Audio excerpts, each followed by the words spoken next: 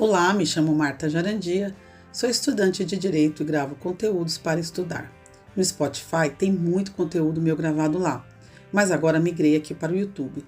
E se quiser estudar comigo, basta me seguir, dar um curtir e se inscrever no canal para receber notificações de novas publicações. Então chega de papo e partiu estudar. Olá, vamos estudar processo do trabalho? Nós estamos estudando o processo de conhecimento trabalhista e agora o nosso tema são os atos e os termos processuais. Atos processuais são manifestações de vontade ou então práticas, realizadas no processo pelas partes, pelos juízes, pelos auxiliares, da justiça. E esses atos, eles provocam mudanças no processo, extinção, enfim, movimentam aí as relações processuais no âmbito trabalhista. Esse conceito de ato, óbvio, serve para os outros ramos do direito, mas nós vamos focar, então, nesses atos processuais, no que se refere ao processo do trabalho. Os atos processuais, eles são públicos, eles atendem ao princípio da publicidade e, no nosso caso aqui, são aqueles estabelecidos para a prática dos atos na Justiça do Trabalho. A CLT, a Consolidação das Leis do Trabalho, trata dos atos e prazos processuais nos artigos 770 a 782, sendo que, a priori, todos os atos processuais no direito do trabalho serão públicos, A disposição estabelecida está na Constituição Federal, no artigo 93, inciso 9, mas existem casos em que corre segredo, de justiça quando houver aí o interesse público ou o social, como nos outros direitos, tá? E aí algumas particularidades dos atos processuais aqui na Justiça do Trabalho. Bem, em regra, eles devem ser praticados em dias úteis, das 6 às 20 horas, das 6 da manhã às 20 horas, como está disposto no artigo 770 da CLT, tá? Que fala que os atos processuais serão públicos, salvo quando o contrário determinar o interesse social e realizar-se-ão nos dias úteis, das 6 às 20. Regra. Dias úteis, 6 às 20.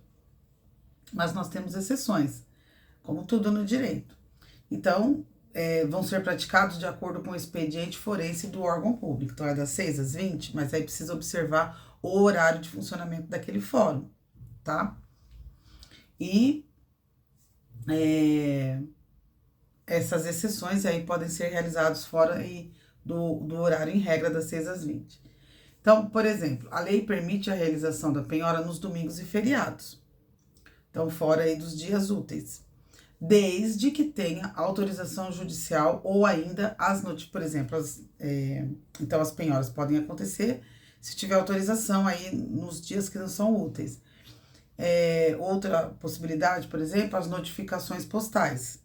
O horário regra é das 6 às 20, mas de repente pode ser postado num outro horário, tipo aqueles telegramas que você passa por telefone. Pode ter passado esse horário, pode ser em dia não útil, então não tem um horário pré-fixado. A gente só precisa entender que a regra é das 6 às 20 e que existem nos dias úteis e que existem essas exceções. Uma outra questão em relação aos atos processuais, em relação ao tempo, é o processo judicial eletrônico, o PJE, que está definido na Lei 11.419, em seu artigo 3º, que diz: consideram-se realizados os atos processuais por meio eletrônico, e a gente não está falando de processo físico, no dia e hora do seu envio ao sistema do Poder Judiciário, esse PJE. Então, vai levar em consideração o envio no dia e na hora no sistema ao Poder Judiciário, do que deverá ser fornecido o protocolo eletrônico, que eu estou falando do envio no sistema. Então, retorna um protocolo eletrônico. E aí, o parágrafo único vai falar da petição inicial enviada pelo PJE para atender prazo processual, que aí vai ser considerado tempestivo até as 24 horas do seu último dia de prazo. Então, tem prazo para cumprir, não precisa seguir a regra das 6 às 20, que é a regra da Justiça do Trabalho. Então, pode ser até as 24 horas do seu último dia de prazo, se for para cumprir e se for em processo eletrônico. Olha o que diz o parágrafo único. Quando a petição eletrônica for enviada para atender prazo processual, é até hoje, certo? Serão consideradas tempestivas as tramitidas até as 24 horas do seu último dia. Então, o prazo era até, sei lá, hoje é dia 21, até o dia 21. Se for seguir a regra pelo processo físico, é até as 20, que é a regra. Mas se for um processo eletrônico, pode ser enviado até as 24 horas do último dia. Então, é o dia 21 até as 24 horas do dia 21. Perfeito? Então, regrinha e exceção. E quanto aos finais de semana? O sábado, para fins do processo do trabalho, sábado é considerado dia útil, tá? Nós estamos falando da particularidade do processo aqui na Justiça do Trabalho. Sábado é dia útil para a prática de atos processuais. Então, quando fala que a regra são nos dias úteis, então sábado está dentro. E no sábado não precisa de autorização, porque ele é considerado dia útil. Só vai ter diferença na contagem dos prazos, que quando a gente for ver os prazos, a gente vai falar disso. E no domingo? Domingo não é o dia útil, sábado é para a Justiça do Trabalho. Mas, como eu disse, é possível que os atos processuais, que nem a penhora, sejam realizados aos domingos e feriados, mas é necessária autorização judicial sob pena de nulidade. Então, se for feita uma penhora no domingo ou no feriado sem autorização do juiz, pode haver aí a nulidade do processo. Beleza? Olha o que diz o artigo 770, no parágrafo único. A penhora poderá realizar-se em domingo ou dia feriado, mediante autorização expressa do juiz ou presidente do tribunal. Não está escrito do tribunal, mas eu sei que é, do presidente. E, por fim, temos a preferência em relação ao trâmite, né? A preferência em relação à tramitação, ao andamento do processo. Está previsto lá no artigo 768 da CLT. Decisões que tiverem que ser executadas no juízo falimentar, ou seja, questões de falência. Então, isso tem prioridade no trâmite, vai sempre passar na frente. Por quê? Para pagar os credores que estão ali esperando. Então, em decisões que tiverem que ser executadas no juízo falimentar, ou seja, nas decisões de falência, há essa preferência da tramitação processual. Olha o que diz o artigo 768 da CLT. Terá preferência em todas as fases processuais o dissídio cuja decisão tiver de ser executada perante o juízo de falência. Então, precisa executar esse conflito, né? Esse dissídio, e trata-se de juízo de falência. Então, tem prioridade. Por quê? Porque precisa pagar o pessoal aí que está aguardando esse devedor falido. Certo? Agora vamos falar um pouquinho sobre as comunicações dos atos processuais. A comunicação dos atos processuais, ela pode ser dividida entre aquela que se estabelece entre juízos e aquela que se estabelece entre juízos e partes. Ou seja, de juízo para juízo, então a comarca de Itapevi vai conversar com a comarca, sei lá, de Sorocaba, então o juiz precisa conversar com o de lá, então existe um tipo específico de comunicação entre esses juízos, ou, sei lá, o juiz aqui da comarca de Itapevi conversar com um juiz de um tribunal. Então, como é feita essa comunicação entre os juízes? Além disso, também, essa comunicação entre as partes, o juiz para a parte para o juiz e assim por diante. Das partes é a citação e a intimação, é assim que é feita. Nós vamos ver caso por caso. Primeiro, da comunicação entre os juízes. São 3 tipos de cartas, são feitos através, o documento dessa comunicação é chamado de carta. E existem 3 tipos de carta. Quais são? A carta de ordem, que é a comunicação entre o juízo hierarquicamente superior, para que o outro que vem abaixo dele, né, de hierarquia inferior, execute algum ato necessário e determinado. Então, sei lá, digamos que está tramitando um recurso aqui no tribunal de segunda instância e precisa de alguma coisa do juiz lá da primeira instância. Então, é através da carta de ordem. Ou seja, o juiz que recebe a carta, ele é subordinado ao tribunal que, né, de que ela emana, de onde ela vem, Então, é a carta de ordem de um juízo acima para um juízo abaixo. Aí a carta precatória. E nós estamos falando especificamente das varas de trabalho, certo? Entre as varas de trabalho. Nós estamos falando da justiça do trabalho. Então, a carta precatória, ela vai rolar entre as varas, ou seja, nos juízes em primeira instância. Então, são juízes hierarquicamente no mesmo patamar. Aqui não tem uma hierarquia superior, como na carta de ordem. Então, é a comunicação realizada na carta precatória por juízes da mesma hierarquia, né? E ambos brasileiros, nós estamos falando de brasileiros, juízes brasileiros. Onde um juiz de uma comarca competente solicita a um juiz de outra comarca o cumprimento dos atos essenciais ao prosseguimento judicial do feito. Então, tá rolando lá um processo, tá rolando um caso concreto, e o juiz daqui precisa de algo do juiz dali. É mesma hierarquia.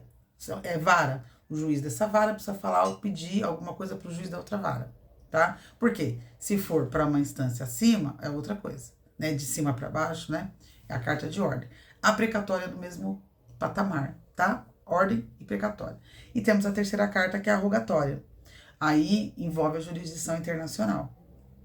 Então, é o pedido realizado a órgão jurisdicional estrangeiro.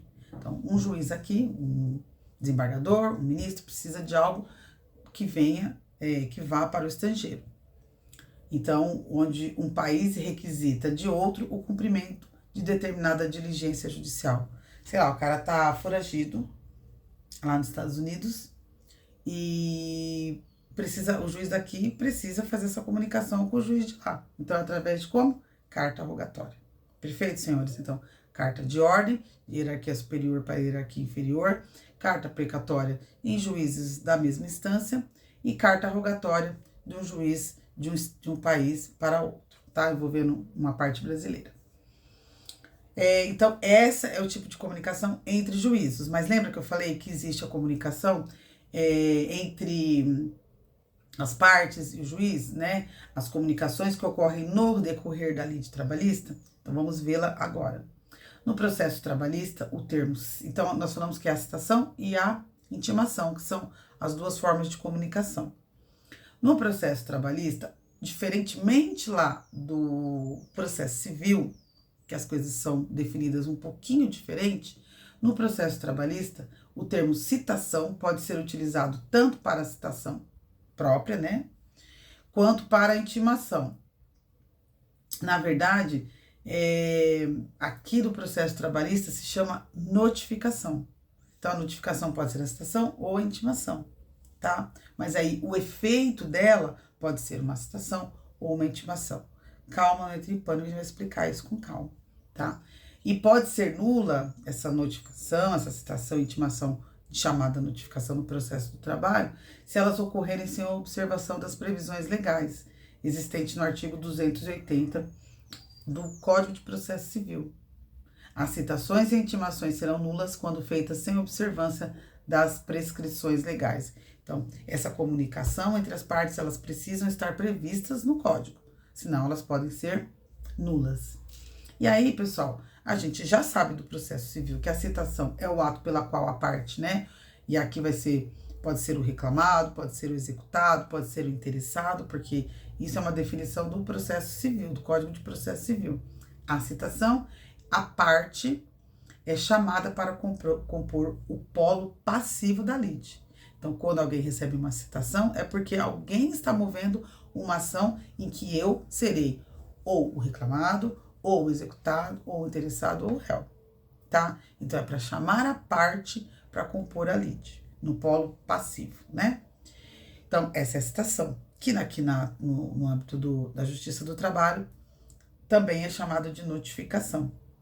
E a intimação é o ato pelo qual é dada ciência a respeito dos demais, aí é residual, de todos os próximos atos processuais, aí é a intimação, também chamada de notificação aqui, tá? Mas para a gente entender a diferença, a citação é para chamar a parte para fazer parte do processo. E a intimação para todos os demais atos do processo, né? É para fazer prova, é para apresentar testemunha, é para conhecer a decisão do juiz, é através, então, da intimação. Vamos estudar agora direitinho a citação e a intimação. Então, como eu falei, a citação no processo do trabalho é chamada notificação, tá? Tanto a citação quanto a intimação. Mas primeiro vamos pensar nessa citação / notificação. Bom, pode ser uma notificação postal, né, com efeito de citação para chamar a parte para fazer parte do processo. Ela pode ser postal através de postagem, né, pelos correios. E isso está no artigo 841, parágrafo 1º da CLT, que é regra na fase de conhecimento. Então, na fase de conhecimento do processo de trabalho, como que se faz a citação? Como é que chama a parte para o processo? Através da notificação postal. Esta é a regra. Então, e por não ser um ato pessoal no processo do trabalho, qualquer pessoa pode receber essa citação, tá? Vai estar escrito lá notificação, mas a gente sabe que é citação porque é para a pessoa ter ciência e vir fazer parte do processo, né? Então, não é um ato pessoal, essa citação postal. Então, ela pode ser recebida por pessoas diferentes da parte. Então, para isso, lógico, tem que ser enviada essa notificação postal com o AR, que é o aviso de recebimento, para constar ali quem que recebeu, tá?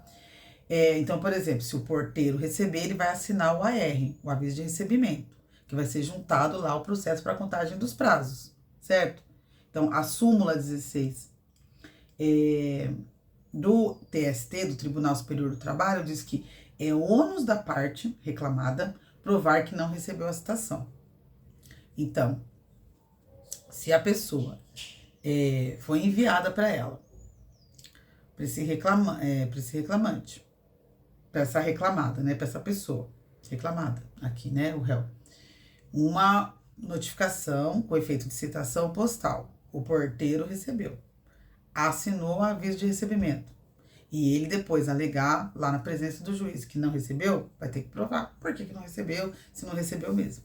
É o ônus da reclamada, tá? Provar que não recebeu a citação. Porque pode dar ruim, né?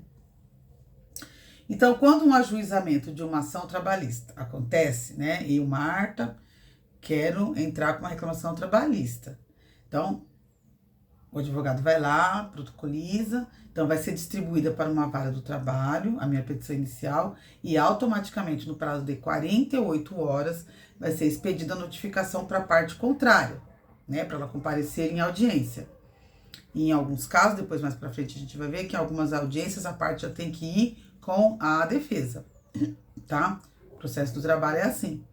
Então, 48 horas, assim que é distribuída na vara o ajuizamento da reclamação trabalhista, 48 horas para outra parte, para a parte reclamada, ser citada, tá? Através dessa notificação. E quando eu digo que em algumas situações, né, um tipo de audiência que a parte já deve ir com a defesa, é porque pelo rito comum do processo do trabalho, o juiz só tomará contato com o teor da reclamação trabalhista na audiência, lá na hora, tá? É o que tá na CLT.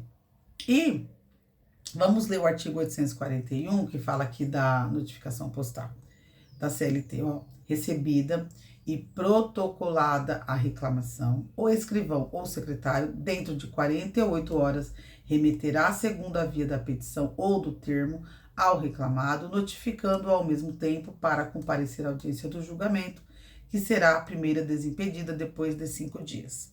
Tá? Então, depois de 5 dias, pode rolar a audiência. Então, a parte vai ser notificada em 48 horas quando do ajuizamento da reclamação trabalhista. Aí, por que eu disse que é a regra? Porque tá na CLT, né? No 841, parágrafo 1º. A notificação será feita em registro postal com franquia, com aviso de recebimento. Se o reclamado criar embaraços ao seu recebimento ou não for encontrado, far-se-ão notificação por edital. Já matou. O edital, então, é exceção, certo? Então, a regra é postal. Isso na fase de conhecimento, da quando o direito está sendo discutido, tá? Na fase de execução é outra coisa, a gente vai ver. Então, a regra na fase de conhecimento, a postagem, a notificação, com efeito de citação, é postal. Se der algum problema, por edital, é o que diz o parágrafo 1º. Aí fará por edital incerto no jornal oficial ou no que publicar o expediente forense ou na falta afixado na sede da junta ou juízo, né? Então, vai sair no Diário Oficial, ou que é o jornal, ou vai ser pendurado lá no fórum. O prazo. Entre a notificação e a data da audiência, que pode ser uma audiência inicial ou una, depois a gente vai ver a diferença delas lá na frente. Então, entre a notificação e a data da audiência, deve ser observado o prazo mínimo de 5 dias, né? 5 dias úteis. Então, para quê? Porque lembra que eu falei? Pode ser que a pessoa citada precise já levar a defesa. Então, 5 dias aí vai dar entre a notificação e a audiência, pelo menos 5 dias, no mínimo. Às vezes dá bem mais, mas o mínimo é 5 dias. Agora, se for uma pessoa de direito público, o prazo será de 20 dias e não 5, tá? Porque na regra aqui, quando for pessoa de direito público, é porque é o dobro para essa pessoa do direito público recorrer e o quádruplo do prazo para ela se defender. Então, se ela for a reclamada, ela tem um prazo quadruplicado, né? Ela não vai recorrer aqui. Ela vai se defender, não é recurso, então ela tem previsto 20 dias. Então, no geral, a regra, 5 dias entre a notificação e a audiência. Pessoa de direito público, 20 dias.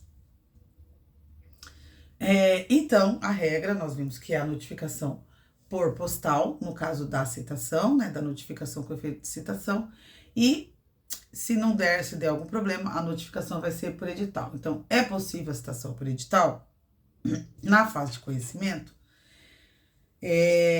Pode sim, mas exceto se o processo tramitar pelo procedimento sumaríssimo.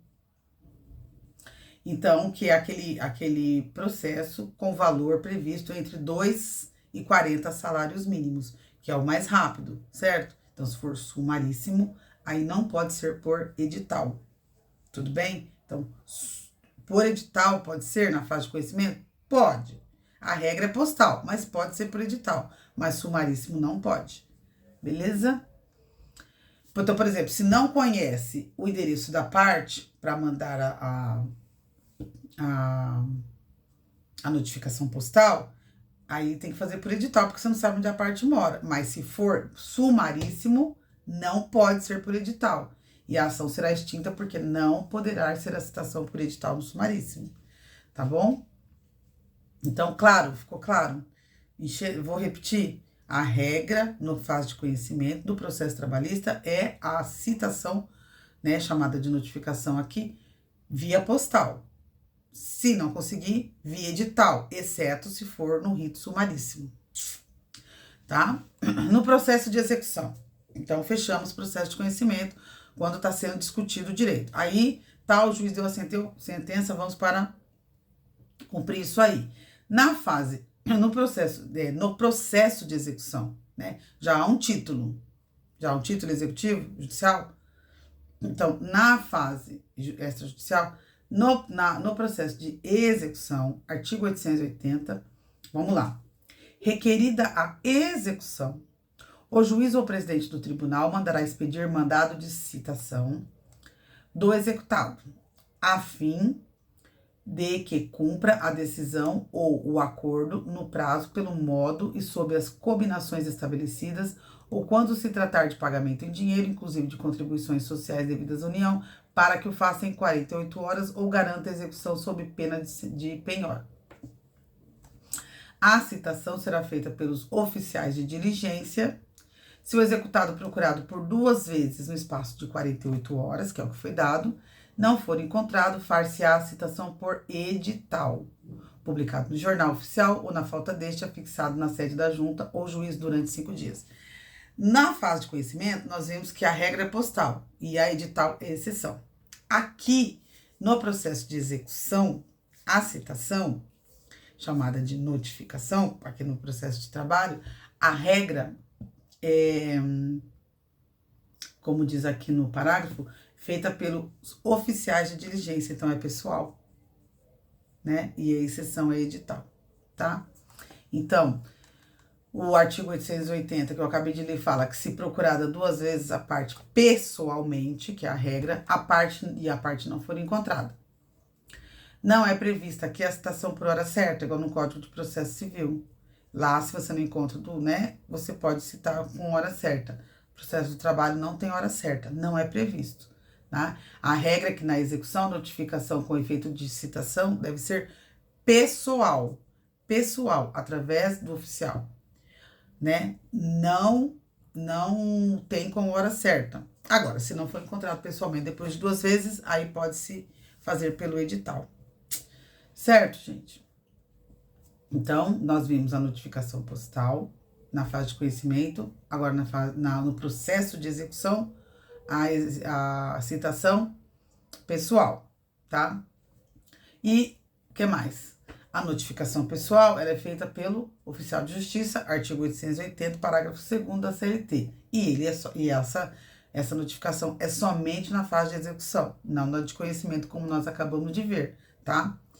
Então, na fase de conhecimento pela CLT, não é possível essa notificação pessoal. É postal, gente. Não dando para ser postal, vai ser por edital. Pessoal com oficial de justiça é só na execução.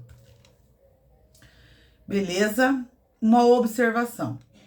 Estado, União, Estados, municípios, Distrito Federal, autarquias e fundações, ou seja, pessoa de direito público, a regra é a citação pessoal, salvo-se por processo eletrônico, pelo PJE, que poderá ser pelo Diário Oficial Eletrônico. Então, pessoa de direito público, a citação vai ser pessoal, tá? Assim como aqui, ó, na execução, tá? E agora, pessoal, vamos ver para finalizar a intimação. A intimação, ela também vai sair como notificação. Quando você receber o documento, vai ter notificação, tá? Então, tanto a citação quanto a intimação. Nós já sabemos que a citação é para a parte vir fazer parte do processo. Agora, a intimação são os outros atos que rolarem no processo. Então, a intimação serve para comunicar que a parte pratique ou deixe de praticar algo no processo, tá? Quando na sentença, quando no despacho do juiz, quando numa outra decisão interlocutória do juiz, se ela tiver que fazer alguma coisa ou deixar de fazer alguma coisa, é através da intimação, que no processo de trabalho se chama notificação. Aqui é quando ela já é parte, porque já houve uma citação anterior, tá? Então, ela, a partir de aí, depois da citação, tudo que vier é uma intimação, né? Uma notificação com efeito de intimação. Então, após a realização da citação, inicia-se o processo trabalhista, sendo os demais atos comunicados por meio de intimações, né? O ato pelo qual se dá ciência a alguém nos termos e atos do processo para que faça ou deixe de fazer algo. Na ampla gama dos casos, né, a intimação é dirigida ao advogado da parte, no em geral, né, por possuir aptidão para a prática dos atos processuais. Então, no geral, é o advogado que vai receber a intimação. Então, por exemplo, o juiz dá um despacho lá judicial para que a parte se manifeste por um laudo, né? Perito lá fez um laudo, e aí a parte precisa conhecer, a parte contrária precisa conhecer, então o advogado dela é intimada para conhecer o teor do laudo que foi produzido aí no processo. E essa intimação ela pode se dar por diário oficial, por postal, por oficial de justiça, na própria audiência, ou pela via eletrônica, pelo PJE, né? Que o advogado aí tem maior habilidade de consultar. E a súmula 427 fala do TST, Tribunal Superior do Trabalho, fala que da decisão será realizado sempre em nome do advogado. Olha o que fala a súmula. Havendo pedido expresso de que as intimações e publicações sejam realizadas exclusivamente em nome de determinado advogado, a comunicação em nome de outro profissional constituído nos autos é nula. Então, foi indicado um advogado. Então, se a comunicação em nome de outro profissional constituído nos autos é nula, salvo se constatada a inexistência de prejuízo. Então, é recomendado que o advogado peça expressamente, quando ele entra com a petição inicial, que as publicações sejam feitas para determinado advogado, para ele. Por quê? Porque pode ser que seja um escritório com vários advogados. Se a justiça errar o nome do advogado e indicado, o prazo deve ser restituído para a parte, tá? Então, essa coisa do nome é bem importante. Então, a intimação vai ser feita pelo correio, se for ou oficial de justiça, se for jus postulante, se for sem advogado, né, a ação. E eu falei da audiência, né? Então, por que a intimação pode ser feita também na audiência? Então, a intimação, voltando, pode ser pelo diário oficial, postal, oficial de justiça, audiência. Por quê? Porque dependendo da situação, pode ser que, vamos supor, comece uma audiência, né? E a audiência não se encerra naquele dia. As partes já saem intimadas para uma nova data. Então, elas já saem sabendo, notificadas, portanto, intimadas já para a nova data, já que aquela audiência não se encerrou, né? Enfim. O que mais? Mais uma observação. Se marcou a audiência de julgamento, o juiz irá proferir naquele dia e as partes devem considerar intimadas para aquela data, para, se for o caso, contar em prazo para o recurso. Por isso que é importante que eu falei no caso de audiência. Olha o que diz a súmula 197 do TST. O prazo para recurso da parte que intimada não comparecer à audiência em prosseguimento para a apelação da sentença conta-se da sua publicação, porque a parte vai ser intimada para conhecer, então, o teor da sentença. E, por fim, senhores, aqui ainda na intimação, é importante que a gente diga que a regra geral, existe uma regra geral para as testemunhas. Como assim? As testemunhas comparecem na audiência trabalhista independentemente de intimação. Então, lembra que eu falei que a pessoa é citada e às vezes ela já tem que preparar a defesa? Então, ela também já tem que levar as testemunhas, independentemente se elas vão ser ouvidas ou não. Não dá para saber o que o juiz vai decidir na hora. Então, as testemunhas não precisam de intimação. O judiciário só intima se a testemunha faltar e o juiz entender que essa testemunha é relevante para ser ouvida, né? Então, não existe um rol de testemunha, de quantidade. Então, leva-se as testemunhas após a citação, porque pode ser que o juiz já ouça lá na audiência. Só vai intimá-la se ela não estiver e for imprescindível o seu testemunho. Beleza, pessoal? Então, não esqueçam, a intimação, ela pode ser tanto para a citação, como para a notificação. E existe aí as regrinhas, né? No processo de conhecimento só pode ser postal e vai ser edital se não tiver jeito, só que no sumaríssimo não pode ser por edital.